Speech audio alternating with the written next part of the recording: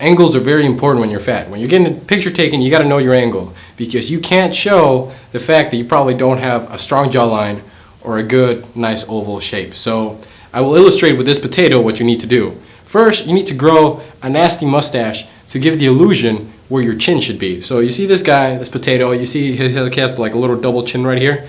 If you give him a little crappy mustache right here and then some beard right there, yeah, this kind of gives his face shape.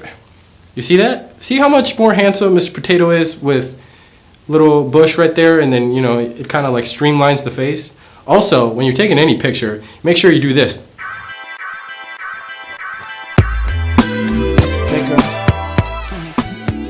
I've been fat for most of my life, and it's worked out surprisingly well for me because early on I learned an important lesson to fatness, and I made a graph to illustrate that lesson.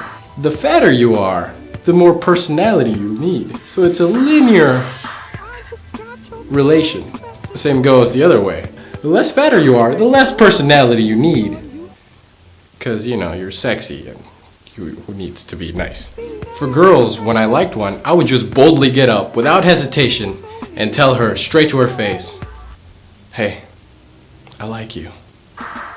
Yeah. I was able to do this because at home, I was taught to have a lot of pride and confidence, and most importantly, no shame in myself and my fatness. At home, my fatness was like an endearing personal quality I had that brought my family joy and much laughter. I used to do tons of crazy shit with my fat. I would just grab my fat and I would like fold it and I would like bend it so it looked like abs, but it'd just be like my fat all scrunched up together, and I would go out to my grandma, look how swole I am. I also walk around the house naked, bouncing my man boobs, going up to my grandma and look grandma.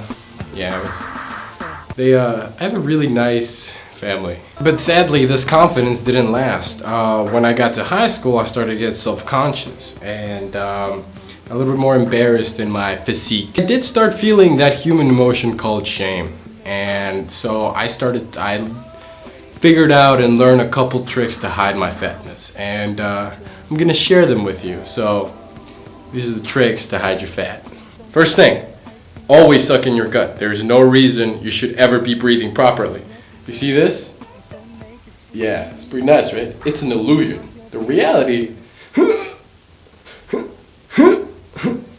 Number 2, black is slimming, so always wear black. Black, black, black. It's like that song, black and yellow, black and yellow, black and yellow. Except you take out that yellow and you add another black, and it's black and black and black and black and black. Okay, you get the point. Just black. Black all the time. Number 3, before you put on any shirt, you stretch the fuck out of it. You make sure that this little circus tent that you're putting on is at gangbanger baggy level, so nobody can see your disgusting man creases. So you put it on, right, and then stretch the shit out. Yeah, you want to hear that noise a lot. Number 4, wear man Spanx, and that is basically Under Armour. You know, I think you saw me wearing this, and if you don't hear it snap, then it's not tight enough. It has to, you know, you have to hear that snap. Number 5, this is a general rule. Wind is your enemy, and you need to walk with the wind, not the direction against the wind, because the wind will press your clothes against you, and then people will see the outline of your man boobs, your giant gut, and whatever several rolls of fat that you have down your side. Like, look at Batman right here. You see his cape. Batman looks glorious if the wind's going this way. You know, the cape's flying this way. But if he walks against the wind, then Batman's cape will like right up his ass crack, and then he'll look like a total fool. You don't want that to happen. You don't want people to be able to see your fat. So, you know, you're walking down the street, you feel the wind changing direction, and you're like, okay, and you start walking backwards. You start walking backwards. Who cares? You'll get there, just backwards. It's okay. Number 6, this is also another general rule. You need to hide your man boobs at all costs, okay? So you got these massive man boobs right here. You got these supple, round things. There's various ways of going around to hiding your man boobs.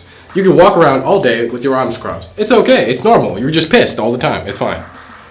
You can walk around with your hands on your head. This will create the shirt to go up and will spread the skin, and you'll hide the man boobs. So, arms crossed, arms on the head. Also, walk with your hands in your pockets, but you gotta kind of have to do this, you know? Yeah, like that. Kind of look kind of creepy, but it works too. If worst comes to worst, and if you don't wanna have like your your hands in awkward position all the time, you need to wear a big ass jacket to cover your mammary glands that don't work because you're a boy. See? This also works if you're a girl with giant boobies, but then you should not hide those. You should show them to everybody, okay? Because they're your weapon, and you control men's minds with them. So, if we have boobs, it's an embarrassment, and we should go hide ourselves. If you have boobs, then your back hurts, I guess. Now last, but certainly not least, you're gonna run into a lot of problems being fat. Now you being the sweaty, fat piece of shit thing that you are, you're gonna have to deal with 3 things. Wedgies, chafing thighs, and a sweaty ass. Now when you have a wedgie, there's no real graceful way of going about this. You have to rearrange yourself. So you see guys doing a lot of this. Like they're trying to, adjust themselves. I have a good trick. You pretend that you're looking for a quarter. You say out loud, "Oh, where did that quarter go?" And you reach in your pocket and you're like, "Oh man, I can't find my quarter. Maybe it's in the back. Okay, I got it. Wait, I don't need a quarter." That could work. When you have chafing anything, talcum powder and Vaseline are your friends. Now sweaty ass. Sometimes you're sitting down in a chair, and if it's like a plastic chair, and then you get up and you leave this little puddle of like your condensation. It's a very evident crease that you sat there and your fat ass heated that chair and created moisture. So my friend taught me a trick. He said, before you get up, you wipe the seat with your ass. And none are the wiser, because you wipe the sweat away with your booty. So wipe the sweat away with your booty. Should paint his hair black, on this potato. Sexy. I need glasses, because I have glasses. Yeah, look at that. We look just alike.